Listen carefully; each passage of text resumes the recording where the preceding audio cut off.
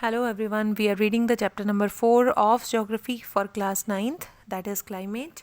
और climate chapter के हमने लास्ट वीडियो में क्लियर किया था कि कौन कौन से ऐसे फैक्टर हैं जो इंडिया के क्लाइमेट को अफेक्ट करते हैं, और उसमें हमने लैटीट्यूड एल्टीट्यूड के बारे में पढ़ा, जेट स्ट्रीम्स के बारे में पढ़ा, प्रेशर एयर प्रेशर के बारे में पढ़ा, ओशन करंट्स के बारे में रीड किया।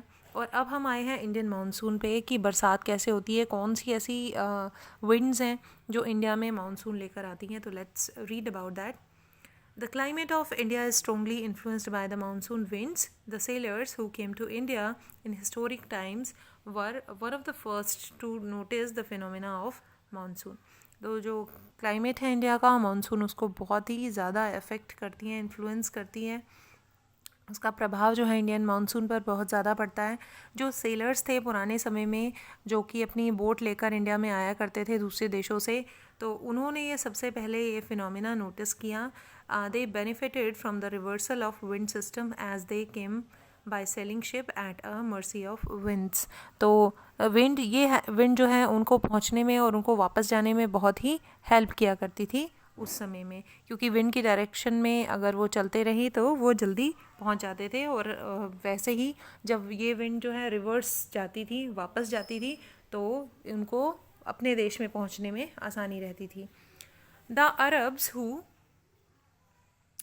who had also come to India as traders named the seasonal reversal of wind system monsoon.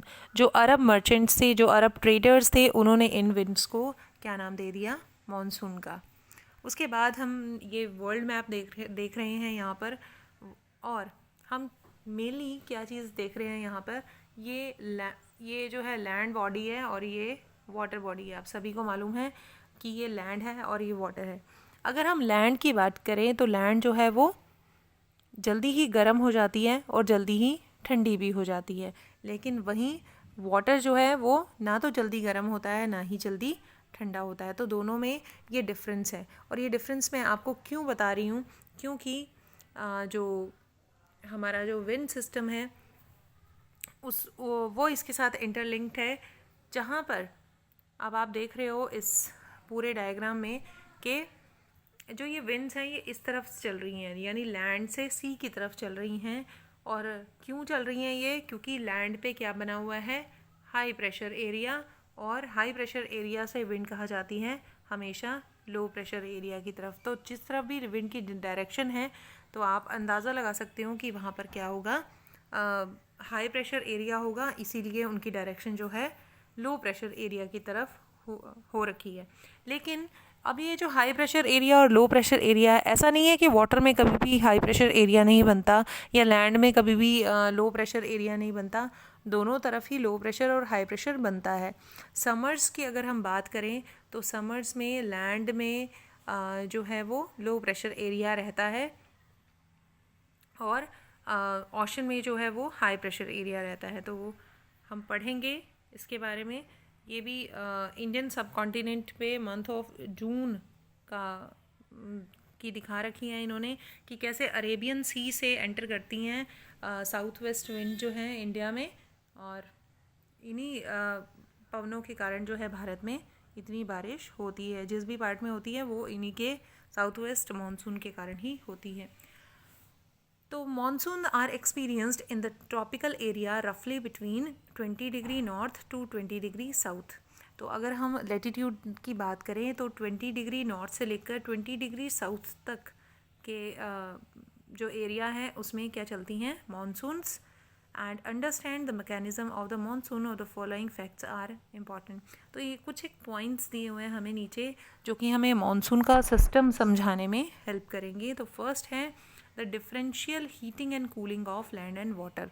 तो मैं अभी वही समझा रही थी आपको कि लैंड एंड वाटर जो है उनकी जो कूलिंग है उसमें डिफरेंस है, और उसके कारण हमारे मानसून पर असर पड़ता है। देखते हैं। The differential heating and cooling of land and water creates low pressure on the landmass of India, while sea around experience comparatively high pressure. तो क्योंकि लैंड जो है हीट ज़्यादा प्रोड्यूस करेगी तो वहाँ पर लो प्रेशर एरिया बनेगा, और जो वाटर है वो उसमें क्या बनेगा? High pressure area. तो मैंने बताया था आपको कि जो ब्रीज़ है, जो ये मानसून है, ये कहाँ से, सी से लेकर कहाँ चलेगी, लो प्रेशर एरिया यानी लैंड तक, यानी अरेबियन सी से इंडिया के जो लैंड मास है वहाँ तक ये पवनें जाएंगी और इन्हें मानसून विंड्स कहा जाता है। उसके बाद सेकंड जो पॉइंट है वो है the shift of position of inter tropical convergence zone, ITCZ भी बोलेंगे इसको। अब ये ITCZ है क्या? In summers over Ganga plain there is equatorial through normally position about 5 degree north to the equator, it is known as the monsoon through during the monsoon season. अब ये ITCZ को अगर मैं ऐसे ही आपको डेफिनेशन से बताऊं तो ज़्यादा इजी रहेगा आपके लिए समझना।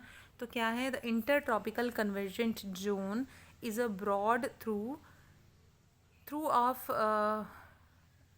low pressure in equatorial latitude. There is where the northeast and the southeast trade winds converge. This convergent zone lies more or less parallel to the equator but move north to south with the apparent movement of the sun. तो अब ये क्या है ITCZ? अब definition तो मैंने पढ़ दिया है पर मुझे मालूम है कि आपको नहीं समझ में आया, तो एक डायग्राम से समझ लेते हैं इसको। ये इतना समझ लीजिए कि ये इंटर ट्रॉपिकल जो कन्वर्जेंस जोन है ये क्या है, इंटर ट्रॉपिकल यानी ट्रॉपिक्स के अंदर वाला जोन जिसमें कन्वर्ज होती हैं कुछ विंड्स। देखते हैं कैसे। तो अगर ये हम बात करें, ये north pole and south pole, उसके बाद ये है हमारा इक्वेटर, ये 0 डिग्री पर है। 0 डिग्री के आसपास जो है जब विंड्स इधर से चलना शुरू करती हैं तो इधर को मूव करती हैं और इधर से चलना शुरू करती हैं तो इधर को मूव करती हैं। तो ये बीच वाला जो एरिया है जिसमें ये पवनें मिलती हैं दोनों, उसको हम कहते हैं ITCZ यानी। और ये एरिया जो है ये, अब हम ये नहीं कह सकते कि इक्वेटर है ये, no it is not equator. ये एरिया जो है ये घटता और बढ़ता रहता है। क्यों? क्योंकि वो तो विंड्स हैं, विंड्स कोई पर्टिकुलर एक ही जगह पर हम नहीं कह सकते, वो जो एरिया है वो फ्लक्चुएट भी करता रहता है। जो इक्वेटर है वो सीधी लाइन है, वो एक ही जगह पर रहता है, लेकिन जो ITCZ है वो अपना एरिया जो है वो ऊपर नीचे कहीं भी कर सकता है, लेकिन इक्वेटर के आसपास ही रहता है। तो ITCZ वो जोन होता है, वो एरिया होता है जो कि इक्वेटर के आसपास होता है। लेकिन वहाँ पर वो क्यों ऐसा ITCZ कहते हैं उसको, क्योंकि वहाँ पर वो कन्वर्जेंट जोन होता है, दो तरह की विंड्स आकर वहाँ पर मिलती हैं और वो लो प्रेशर एरिया क्रिएट करती हैं, उसे ही ITCZ कहा जाता है। तो इसकी वजह से भी इंडिया का जो क्लाइमेट है वो अफेक्ट होता है। उसके बाद, और ये मेनली बनता है, यहाँ पे इसकी पोजीशन भी बताई हुई है, गंगा प्लेन पे नॉर्मली इसकी पोजीशन होती है 5 degree north of the equator. It is also known as the monsoon through during the monsoon season. उसके बाद है the presence of high pressure area east of Madagascar.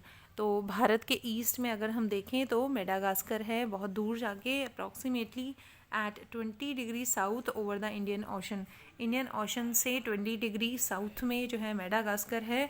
The intensity and the position of this high pressure area affect the Indian monsoon. ऐसा कहा जाता है कि Madagascar में बहुत ही हाई प्रेशर एरिया रहता है। तो मैंने बताया कि हाई प्रेशर एरिया से विंड्स हमेशा कहाँ चलेंगी, लो प्रेशर एरिया की तरफ। तो मेडागास्कर में अगर हाई प्रेशर एरिया है तो वहाँ की जो विंड्स हैं वो किस तरफ चलेंगी, लो प्रेशर एरिया की तरफ, क्योंकि इंडिया में लो प्रेशर होता है उस समय, तो इसीलिए मानसून विंड जो हैं इंडिया में आती हैं। उसके बाद है the Tibetan plateau gets intensely heated. जब तिब्बतन प्लेटो हीट होगा तो वहाँ पर क्या बनेगा, लो प्रेशर एरिया। मैंने आपको बताया कि लैंड हमेशा जो है वाटर से जल्दी कूल्स डाउन हो जाती है जब गर्मियाँ आती हैं, तो यानी जो लैंड है इंडिया की वहाँ पर लो प्रेशर एरिया क्रिएट होता है और इसीलिए जो समर्स हैं उनके बाद क्या आ जाता है, मानसून, क्योंकि वो विंड्स जो है हाई प्रेशर एरिया से आ रही होती हैं लो प्रेशर एरिया की तरफ, और वो क्रिएट होता है इंडिया के नॉर्थ में। And vertical air currents and the formation of low pressure over the plateau at about 9 kilometer above the sea level से ये 9 किलोमीटर ऊपर है और यहाँ पर लो प्रेशर एरिया क्रिएट होता है, इसीलिए भी जो पवनें हैं, जो मानसून हैं, वो इंडिया की तरफ आती हैं। उसके बाद है the movement of the westerly jet stream to the north of the Himalayas and the presence of tropical easterly jet stream over the Indian peninsula during summer. तो अगर हम बात करें इंडिया की, तो हाँ, ये जो है भारत का हम मैप कह सकते हैं, और जो पवनें आती हैं वो ऊपर से लेकर, हाँ, जो पवनें हैं वो कन्वर्ज हो जाती हैं इंडियन मैप में, इंडिया में आकर वो कन्वर्ज हो जाती हैं, यानी जो जेट स्ट्रीम आती हैं वेस्ट से, जो जेट स्ट्रीम आती हैं, जो अरब देशों से जेट स्ट्रीम आती हैं, वो इंडिया में आकर वापस कन्वर्ज हो जाती है, और जो नॉर्थ से आ रही होती है स्ट्रीम्स उनको पुश करती हैं और भी आगे जाने के लिए, और इसीलिए इंडिया का ये जो पार्ट है आसाम मेघालय, यहाँ पर बहुत ज़्यादा बारिश होती है इन जेट स्ट्रीम्स की वजह से। Apart from this, it has also been noticed that the changes in pressure condition over the southern ocean also affect the monsoon. Normally, when the tropical eastern South Pacific Ocean experience high pressure, the tropical eastern Indian Ocean experience low pressure. तो Indian Ocean जब low pressure experience कर रहा होता है, तो Pacific ocean की बात करें या फिर हम सदर्न ओशन की बात करें, तो वहाँ पर हाई प्रेशर क्रिएट हो रहा होता है, और वहाँ से इसीलिए जो विंड्स हैं वो इंडियन ओशन की तरफ चलती हैं। There is a reversal in the pressure condition and the eastern Pacific that lower pressure in comparison to the eastern Indian Ocean. This periodic change in pressure condition is known as the southern oscillation और SO। तो ये जो है condition में changes, यानी pressure की condition में जो चेंजेस हैं, इसको हम सदर्न ऑसिलेशन भी कहते हैं, क्योंकि डिफरेंस है सदर्न ओशन की के प्रेशर में और इंडियन ओशन के प्रेशर में, और इसको SO भी कहा जाता है। The difference in pressure over Tahiti Pacific Ocean 8 degree south and 149 degree west and Darwin in northern Australia is computed to predict the intensity of the monsoon. तो उनको उनके प्रेशर को उनको देखा जाता है, प्रिडिक्ट किया जाता है, और उसी से ही अंदाज़ा लगाया जाता है कि कितनी इंटेंसिटी होगी मानसून की, या कितनी बारिश लेकर आएगा monsoon. If the pressure difference were negative it would mean below average and let monsoon.